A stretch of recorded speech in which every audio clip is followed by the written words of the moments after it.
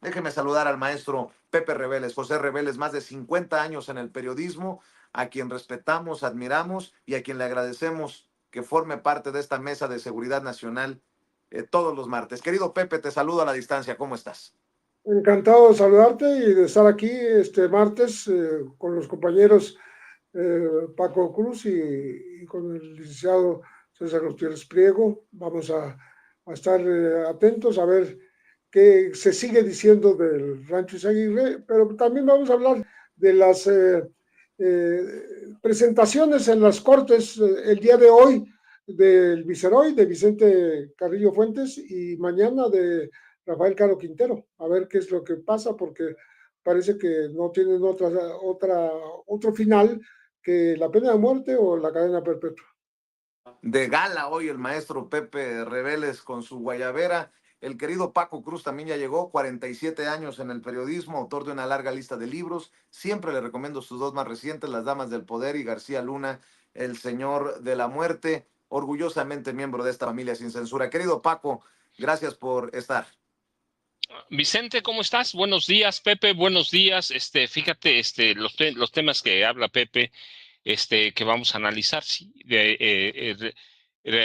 Vicente Carrillo Fuentes, que es un personaje que está inserto en el narcotráfico desde mediados de 1980, ¿eh? Yo recuerdo que lo conocí, ¿sí? En Ojinaga, en Ciudad Juárez, operando con Amado y Cipriano, sus dos hermanos. Cipriano desapareció en una muerte muy extraña y luego Amado Carrillo Fuentes, con ayuda de Carlos Salinas de Gortari, tomó el control del cártel de Juárez, y Rafael Caro Quintero, pues pues es el narco de narcos, que es el premio mayor para el gobierno de Donald Trump. Y mira, pero además, ¿qué es lo que está pasando en el rancho Izaguirre, en Jalisco? ¿Qué está pasando? ¿Por qué se desata el furor de la vieja prensa, de la que, debo decir, allí nos formamos Pepe y yo? Pero ¿qué está pasando con personajes como Riva Palacio, con López Dóriga, con Loret?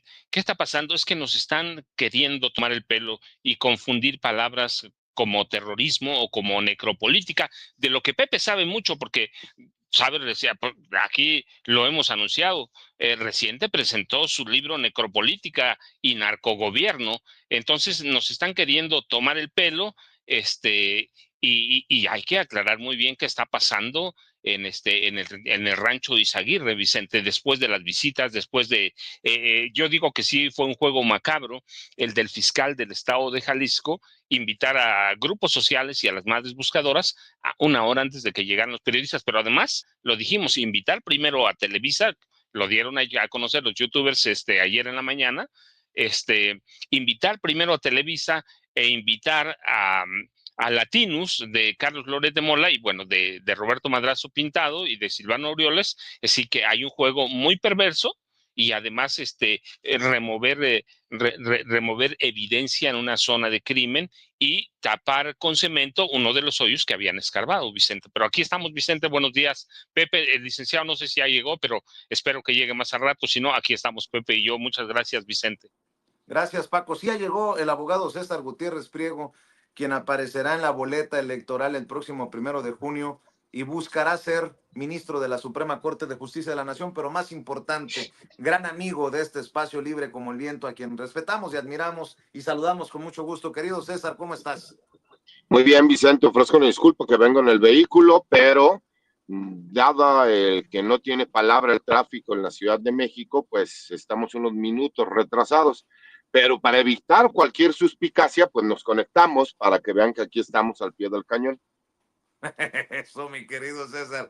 Oye, el fiscal general dice, ya tenemos control del rancho Izaguirre, creo que va a haber un quiebre aquí en este caso, va a ser importante, y también importante lo de ayer de Omar García Harfuch, híjole, dando detalles de cómo pues se actuaba con la detención de este personaje conocido como el Astra, que pasó de desaparecido a corruptor, ¿no?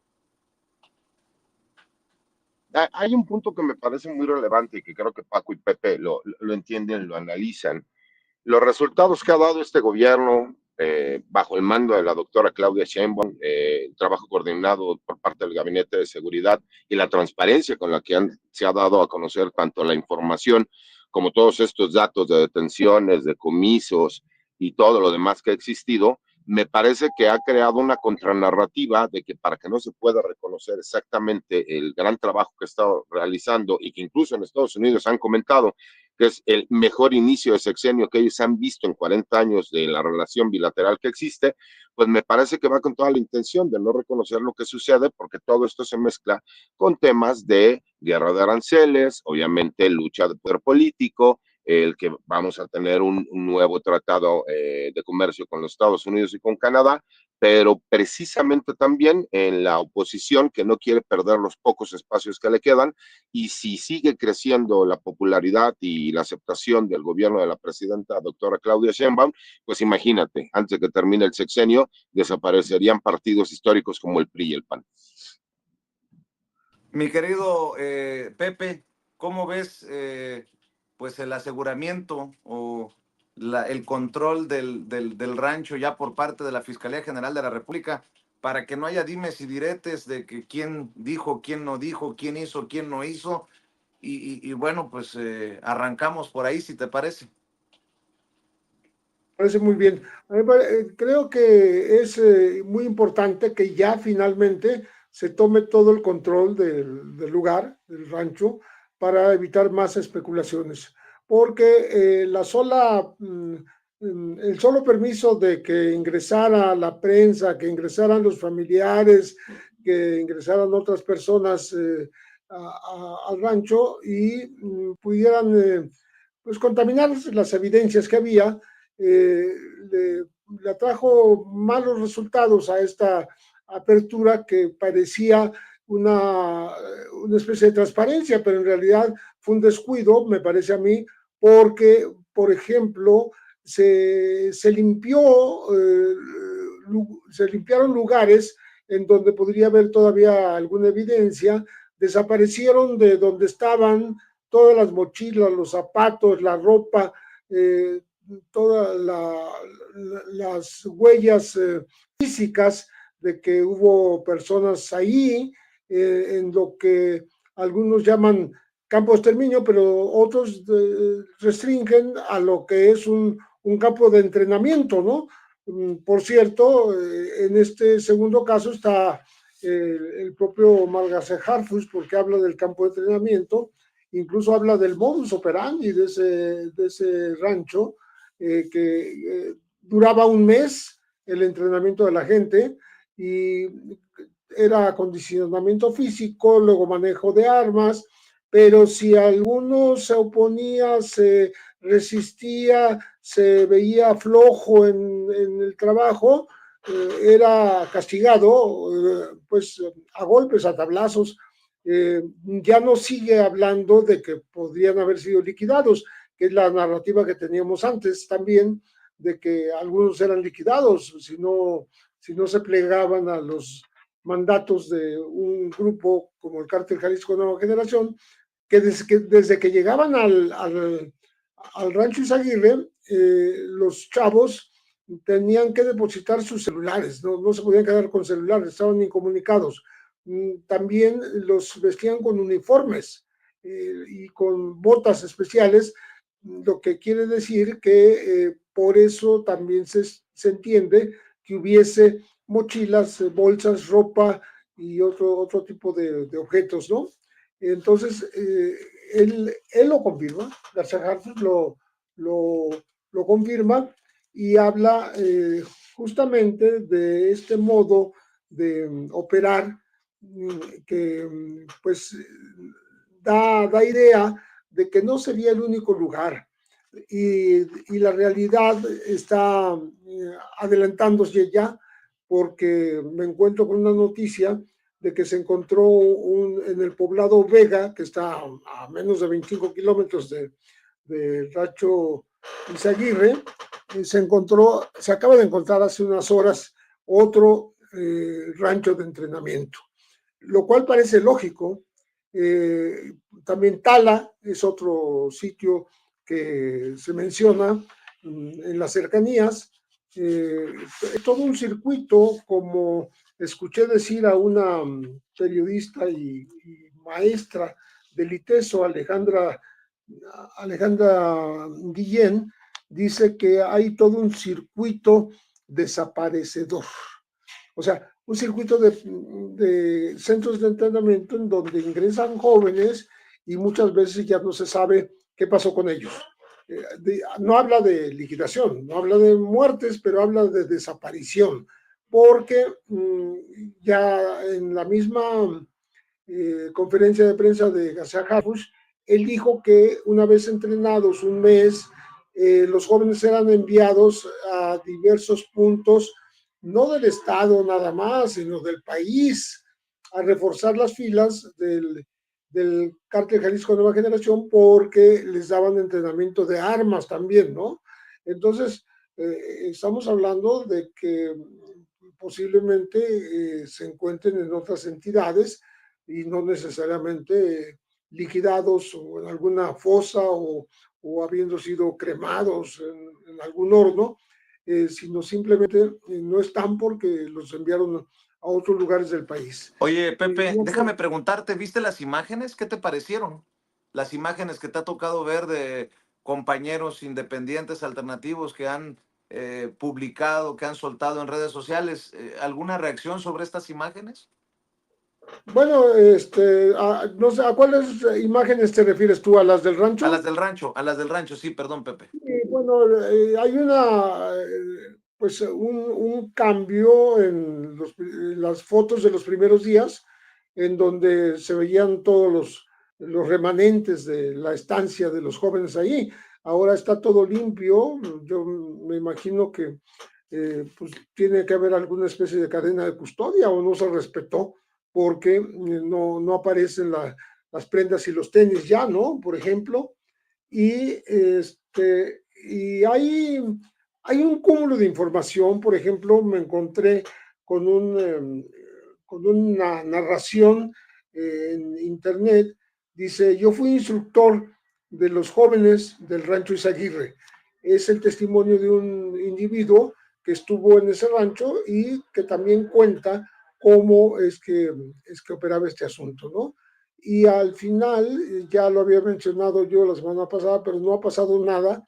No sé por qué las madres de Veracruz, del colectivo Solecito, no se han aparecido en estos días en el rancho Izaguirre, porque dicen haber reconocido las prendas de seis jóvenes que habrían desaparecido en Veracruz y que pudieron haber estado en el rancho Izaguirre.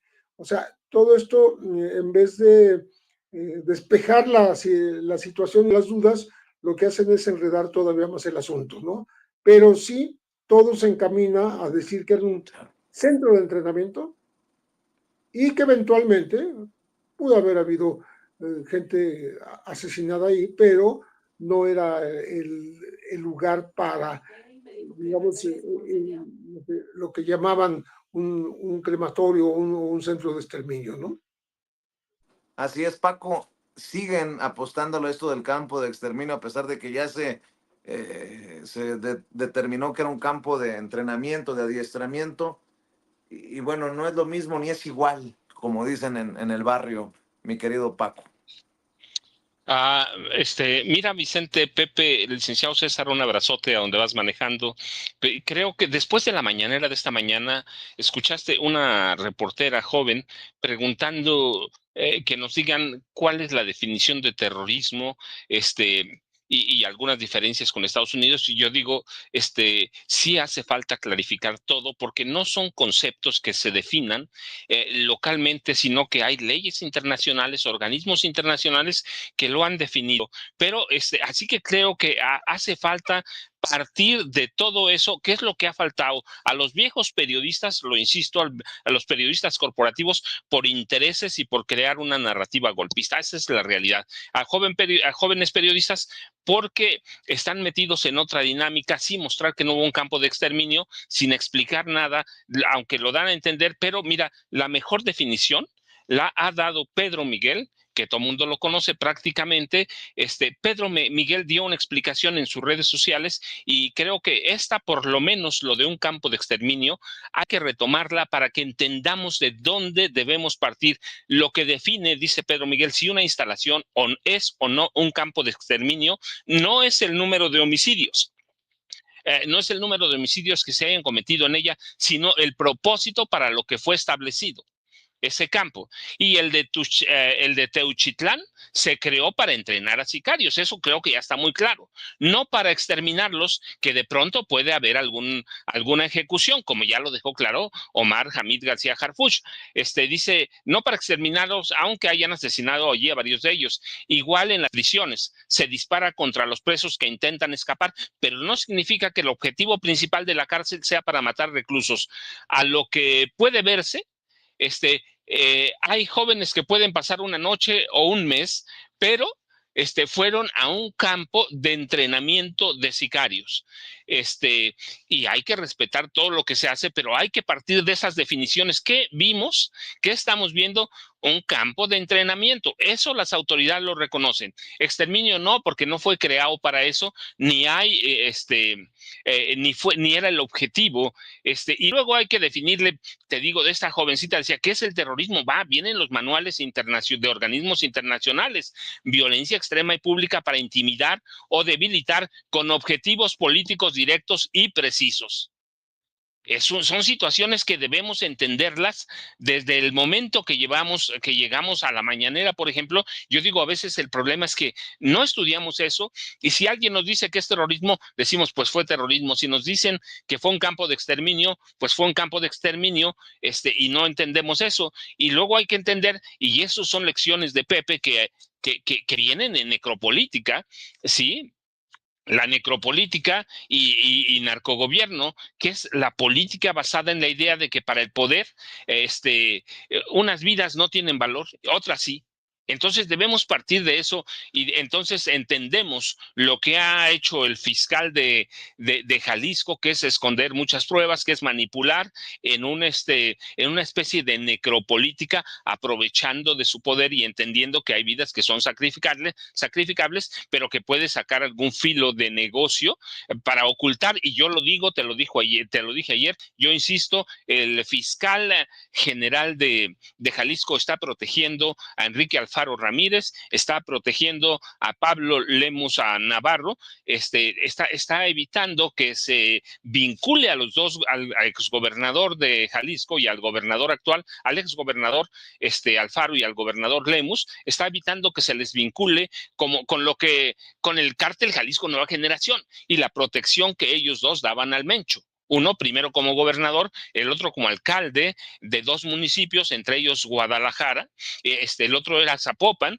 y desde donde se ofrecía protección al cártel Jalisco Nueva Generación. Así que si partimos de estas bases, le vamos a tirar toda la narrativa, pero lo insisto, hay que partir de bases y de los conocimientos científicos, como dice la presidenta. ¿Para qué? Para demostrar que hay un campo de entrenamiento, o que se usaba como entrenamiento, que mataron a algunas personas, seguramente así son los narcos, no hay que evitarlo, que es un problema gravísimo, ya lo dices tú, muy grave, pero a partir de las definiciones que hay y reconocidas internacionalmente, lo que tenemos en el Rancho Izaguirre es un campo de entrenamiento, no un campo que fue creado para exterminar personas, Vicente. Así es, mi querido César, mientras hay medios de comunicación que hoy no tocan ni con el pétalo de una rosa a Enrique Alfaro por el tema Jalisco, son los mismos que golpean a Rubén Rocha Moya en Sinaloa, y son los mismos que callan por un doloroso caso de Guanajuato. En Guanajuato están ocurriendo cosas terribles y pareciera que no son tan importantes para periodistas y medios de comunicación, pero bueno, avanzamos, mi querido César, en la mesa. Fíjate, Vicente, me parece que existe un ejemplo claro, y Paco y Pepe lo ubican perfectamente, en donde los gobernadores no quieren el apoyo de la Federación, ¿no?, del gobierno de México, y en específico no quieren la entrada de la Guardia Nacional y de las Fuerzas Armadas, es porque curiosamente existe un índice delictivo demasiado alto. Y hay coincidencias en cuanto incluso a los grupos criminales que tienen control en diferentes zonas. Eso me parece que también es un hecho incontrovertible que nos hemos podido percatar desde hace ya varios años. Y no tiene que ver con el hecho de que sean partidos de oposición, que sean gobiernos de oposición, es por el hecho de la resistencia a que ingrese la Guardia Nacional, a que ingresen las Fuerzas Armadas. Y esto me parece que es un claro ejemplo de que sí existe control territorial por parte de diferentes grupos criminales. Nadie puede negar, porque yo viví muchos años en el estado de Jalisco, tengo mucha familia, tengo muchos amigos, muchos conocidos, y la sociedad jalisciense está muy dolida. Y está muy dolida, ¿por qué? Porque yo no sé si exactamente el actual fiscal, como lo asegura Paco, esté protegiendo y cuidando a Enrique Alfaro y a Pablo Lemus, pero sí me queda claro que el anterior lo hizo y que me parece que el actual fiscal se está lavando las manos derivado a la nula actuación que tuvo su homólogo antes de que él tomara el cargo como fiscal general. Y obviamente tenemos que entender que incluso en las fiscalías también existe política. Trató de hacer un movimiento para entrampar al fiscal general de la República. El fiscal general de la República, que ya revivió en este sexenio con un colmillo enorme, lo que hizo fue extender la invitación que le hicieron al mismo fiscal, acorde a lo que había hecho el fiscal del estado de Jalisco, para que los medios de comunicación pudieran ir. Y curiosamente nos enteramos, obviamente, por las personas que sí fueron al lugar, y que ahí es donde me pregunto, ¿por qué no fue un López Dóriga? ¿Por qué no fue ninguno de estos periodistas? Que, por cierto, López Dóriga criticando a periodistas jóvenes que salen en YouTube, y él ni siquiera tiene una licenciatura como para hacerse llamar el rey del periodismo, pues me parece una aberración, ¿no? Y son ese tipo de detalles que te das cuenta que existe una narrativa, porque la realidad es que el que primero que le tendríamos que reclamar, así como lo hacen con Rocha Moya, pues es a Enrique Alfaro, es a Pablo Lemus. ¿Qué pasa en su estado? ¿Por qué tiene un control tan férreo como lo tiene el cártel Jalisco Nueva Generación, que incluso hemos visto a policías municipales ir a declarar a favor de líderes criminales internacionales, y que las mismas autoridades judiciales le dan valor probatorio pleno? Eso me parece que se tendría que investigar, porque Alfaro sí sabía, eso queda completamente claro, la sociedad jalisciense lo sabe. ¿Y dónde está? ¿Por qué no da la cara? ¿Por qué no lo mandan llamar? Eso me parece que es importante también. Definitivamente, y hablando de personajes que son buscados, ya hay ficha roja por Silvano Aureoles, y hablabas de personajes que se presentan ante la autoridad en Estados Unidos, mi querido Pepe Rebeles. Hoy le toca estar en la Corte de Nueva York, ni más ni menos que al viceroy, a Vicente Carrillo Fuentes, y se anuncia que mañana estaría Rafael Caro Quintero. Los dos casos son muy relevantes por la historia de uno y otro. Sabemos que Vicente Carrillo Fuentes heredó el imperio de su hermano mayor, Amado Carrillo Fuentes, luego que habría desaparecido en agosto de 1997. Se sigue dudando de si se murió o no se murió, si realmente dejó de existir o anda por algún lugar del mundo gastando su fortuna, que era de 25 mil millones de dólares por lo menos, según le estimaban las agencias internacionales.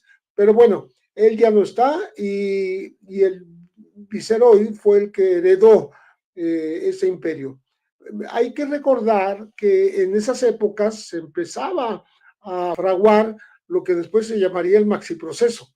El maxiproceso, que empezó realmente en 98, pero pues venía preparándose desde antes, porque un maxiproceso no se hace de un día para otro.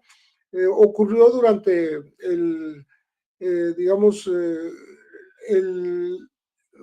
cuando Jorge Madrazo era el Procurador General de la República. Se le llamó también Maxiproceso de Cancún, porque se centraba en todos los operativos que se hicieron para meter cocaína por ese rumbo desde Colombia. Hay que enfatizar que se trata del juicio al ingreso precisamente de cocaína más importante de los últimos tiempos. Realmente, cuando se inauguró la llegada de aviones, por eso se llamaba el Señor de los Cielos, Amado Carrillo, y su hermano siguió el mismo camino, porque compraban aviones Caravelle, que eran 727, y les quitaban los asientos y los llenaban de cocaína y así los traían a México.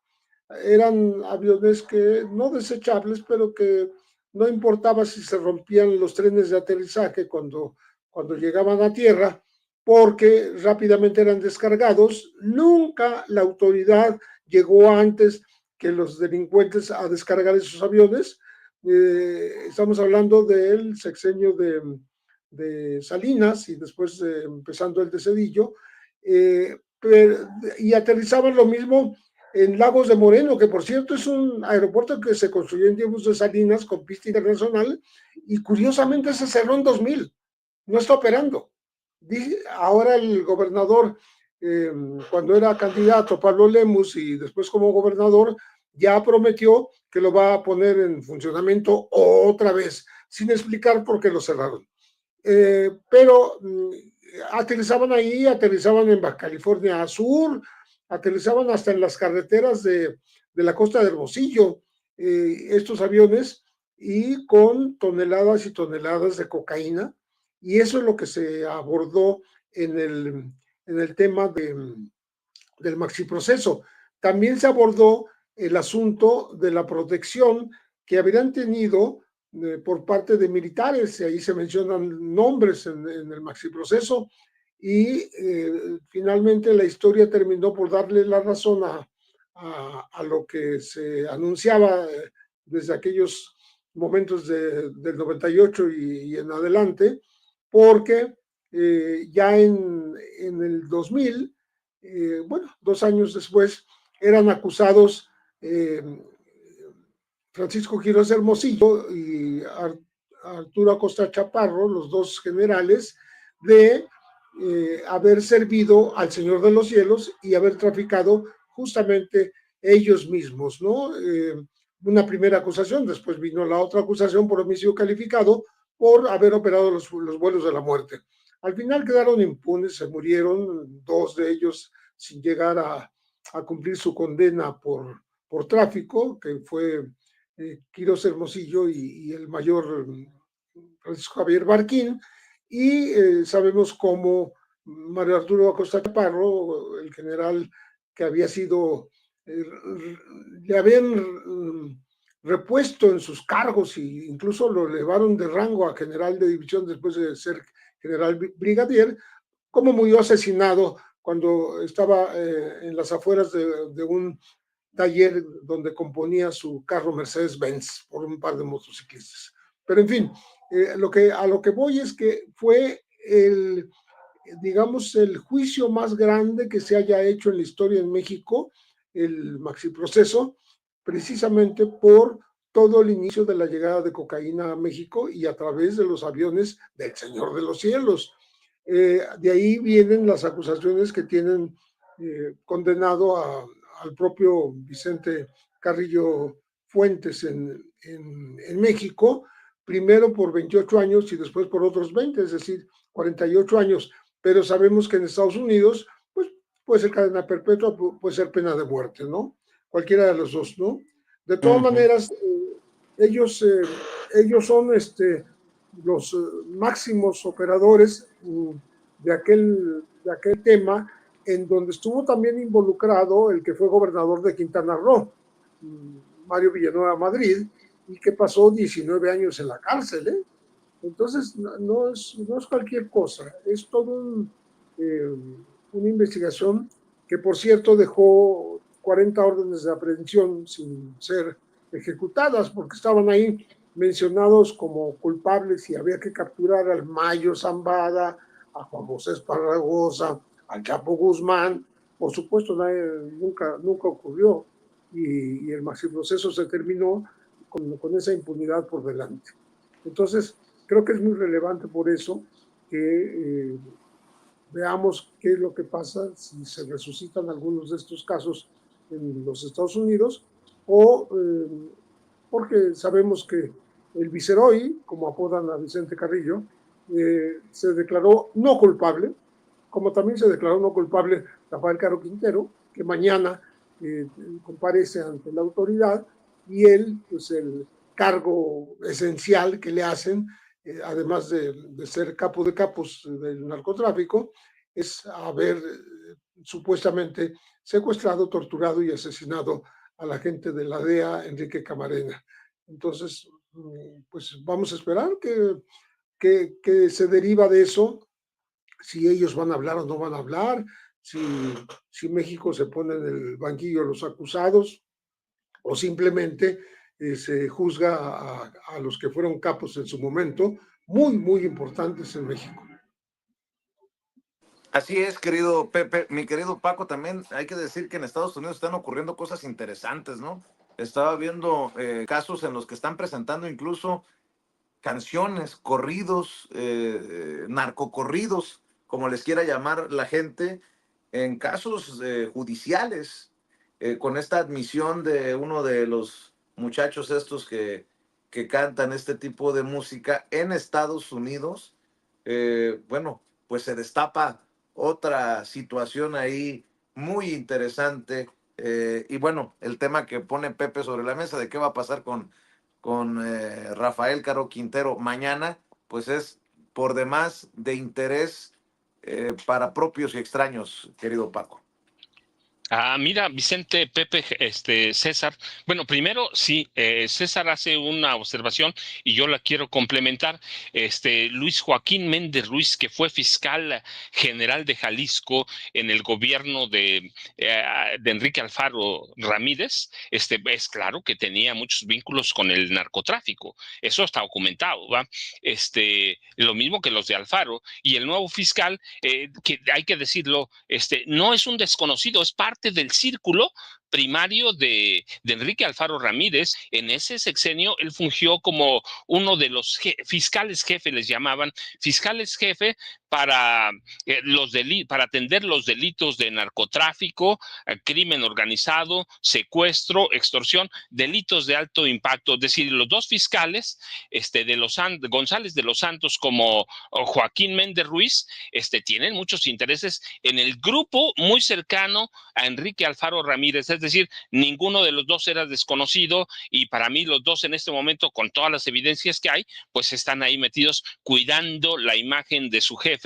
Él los subió, él los encumbró y hoy lo cuidan. Y por el otro lado, mira, lo de Amado Carrillo es bien interesante, no solo porque me tocó cubrir su llegada a Ojinaga, en Ciudad Juárez, en los 80, a Ojinaga, porque ahí operaba el cártel de Juárez. Ciudad Juárez era nada más la ciudad para dormir, para lavar dinero, para invertir, pero Ojinaga era por donde pasaba toda la droga a Estados Unidos. Y en los 90, el gobierno de Salinas y luego en el de Cedillo, ellos eran responsables del cártel de Juárez, Amado Carrillo primero y después de su muerte Vicente Carrillo Fuentes, de exportar desde México a Estados Unidos el 60% de la cocaína que llegaba a calles estadounidenses. Así que su aparición en las cortes y el juicio, el proceso que se lleve más adelante, es importantísimo porque podemos descubrir cómo operaba el narco con Carlos Salinas de Gortari. No lo dijo yo, lo dijo en su momento el presidente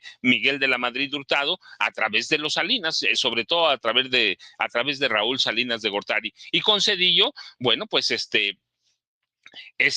siempre operó al lado o con el apoyo de Ernesto Cedillo Ponce de León, así que es importante, pero además es importante, y esto lo junto con el de Rafael Caro Quintero para mañana, por una razón, porque prácticamente desaparecen los capos históricos. Desaparecen, el que quedaba era Ismael El Mayo Zambada como capos históricos, desaparecen prácticamente, así que hay una recomposición, una nueva forma de hacer narcotráfico, que se inaugura más adelante con la caída de estos personajes, con otros jóvenes a los que les gusta el jet set, que son playboys, que andan derramando imagen, y que son muy visibles a las autoridades, que no se esconden.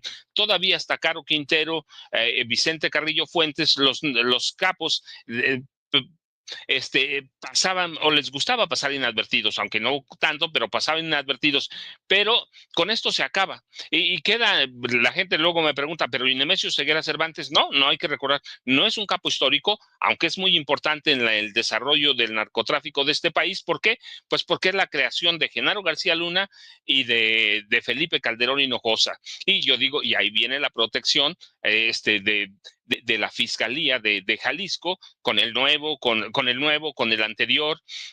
Así que se acaban los capos históricos y tenemos que estudiar el nuevo mapa del narcotráfico en México, la recomposición. Ya sabemos que Sinaloa está por lo menos en 40 países, pero tiene presencia en 100. El cártel de Jalisco Nueva Generación, lo mismo. Y de Rafael Caro Quintero, lo dije desde que lo expulsaron de México, lo desterraron, que es la palabra, ya la encontré, lo desterraron, pues sería, yo me atrevo a pensar, el máximo trofeo de Donald Trump en el narcotráfico. Un hombre buscado por décadas por la DEA, se lo entregan, se lo ponen en bandeja de plata cuando está buscando y ha prometido el castigo máximo, que es la pena de muerte. Así que, pues eso es una orden para los fiscales, así como está Trump ahora con esa mano dura que tiene.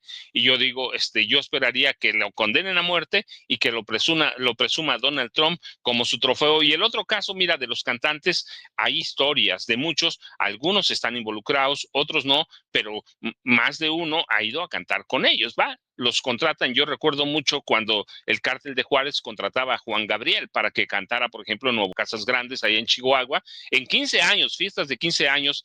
Así que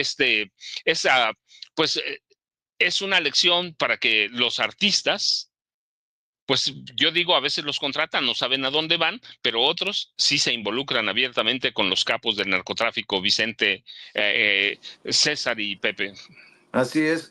Y bueno, mi querido César, para cerrar, se viene una reunión de alto nivel, confirma la presidenta que viene a México la secretaria de Seguridad de Estados Unidos.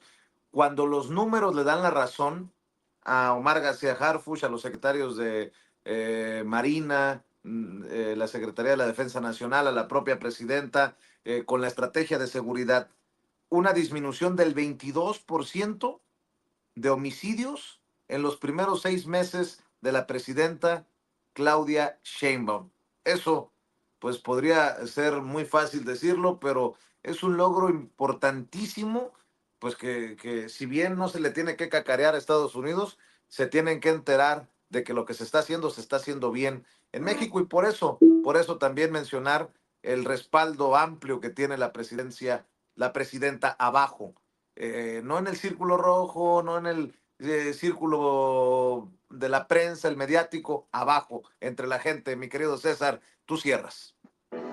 No, muchas gracias. Ofrezco una disculpa, parece que escogí el lugar con más ruido de todo el centro de la ciudad. Salúdame al cilindrero. Sí, aquí estamos. Pero ya es como algo que se me da cotidianamente. Oye, mira, me parece que el que se anuncie en este tipo de reuniones tiene que ver también con el reconocimiento que se le está dando al Gabinete de Seguridad. Hay que recordar que son varias instituciones, como la Secretaría de la Defensa Nacional, la Secretaría de Marina, dentro de estas mismas instituciones está la Guardia Nacional con una comandancia general, Centro Nacional de Inteligencia, que pertenece a la Secretaría de Seguridad y Protección Ciudadana, la misma Fiscalía General de la República. Hemos visto el apoyo de muchas fiscalías estatales también. Eso es importante, ¿por qué? Porque el trabajo coordinado no solo ha dado resultados, sino que además ha podido ir en contra de una guerra comercial que estaba bien articulada en contra de México. Por eso se trata de cambiar la narrativa. Y me gustaría comentar un poquito también lo que decía Paco y Pepe. Yo en lo personal tengo mucho interés en el asunto del Viceroy, de Vicente Carrillo Fuentes, por una situación muy sencilla, porque obviamente tiene que ver con el asunto de mi señor padre. Y a mí me encantaría escuchar al Viceroy que hablara, que fuera un juicio por tratar de salvar su vida y que él explicara realmente qué sucedió en el sexenio de Carlos Salinas de Gortari y de Ernesto Zedillo. Y posteriormente, incluso con Vicente Fox, saber quién era quien le daba ese apoyo al cártel de Juárez, porque incluso después de la detención de mi señor padre, ellos siguieron teniendo todo el poder. Pues me parece completamente ilógico. Se supone que mi padre era quien aportaba, ¿no? Ahí. Y obviamente entiendo lo que decía Pepe, porque el macroproceso vino como consecuencia de la detención de mi señor padre, que aunque se llevó por cuerdas separadas, sí hubo personas que estuvieron involucradas y conozco todo el expediente, que son más de 3,700 tomos, porque los tengo todos en copia, porque incluso eso me sirvió a mí para poder demostrarte muchas de las mentiras que decían, porque inventaron un supuesto departamento donde mi papá supuestamente vivía y que no podía pagar la renta, pero resulta que se los inventaron a 7 personas más, que supuestamente todos vivían en ese departamento en las mismas fechas, con los mismos horarios. Entonces pues eso era imposible, y gracias a ese tipo de detalles pues nosotros, en mi caso, pude ir sacando todas las causas penales de mi padre, hasta pues obviamente conseguir que obtuviera su libertad, que se le regresara su grado, que se pague el día de hoy la pensión a mi señora madre, y que además tuviéramos la oportunidad pues, de que se conozca exactamente qué sucedió y cómo sucedió, porque me encantaría escuchar cómo el gobierno de Carlos Salinas de Gortari y de Ernesto Zedillo apoyó al cártel de Juárez y quiénes eran las personas. Eso me parecería súper interesante, porque por ahí pueden salir nombres mencionados que yo he mencionado también, y eso ya le daría otro tinte a lo que yo he denunciado públicamente. Pero mi querido Vicente, agradecerles como siempre el espacio, la atención. Ya saben que aquí estamos, independientemente del trabajo que tengamos, para evitar cualquier suspicacia, porque, como le decía yo a un muy buen amigo mío, me da mucha tristeza escuchar que amigos míos que se dedican a los medios de comunicación se peleen, y más que se peleen antes del 2 de junio, se hubieran peleado después del 2 de junio, pero bueno, así son las cosas. Te mando un abrazo fuerte a ti. Por ti voy a ir a darle un beso al amigo, por ti. Pues sí, realmente debería ser así, porque de por sí tenemos a cientos de medios corporativos que lo que tratan es de denostar el trabajo que ustedes hacen. Imagínate, y luego entre ustedes también peleándose, pero bueno, ¿quién soy yo para criticarlos, no? Pero pues agradecido siempre con el espacio. Saludos a Ceci, saludos a Paco, a Pepe, y por supuesto a ti, que eres mi gran amigo, que jamás te voy a negar, y que agradezco siempre la oportunidad y el espacio de poder platicar aquí con todos ustedes, y agradeciendo a las personas que nos ven y nos escuchan. No se te olvide tus redes sociales, tus espacios, César, por Sí, favor. mira, mi cuenta de X, anteriormente Twitter, que es @CésarGutiPri, mi cuenta de TikTok, que es CésarGutiPri, mi cuenta de YouTube, que es César Gutiérrez Priego, y obviamente los invito a leer mis columnas todos los martes en La Silla Rota. Hoy no, porque no me dio la vida, y los jueves en el Heraldo de México, con mi columna jurídica para la revista El Mundo del Derecho. Y obviamente pues todos los martes en los meses de seguridad que tenemos aquí, y en los espacios cuando nos invitan, que siempre es un placer poder estar con ustedes. Te mando un abrazo, César. Muchas gracias, querido Paco.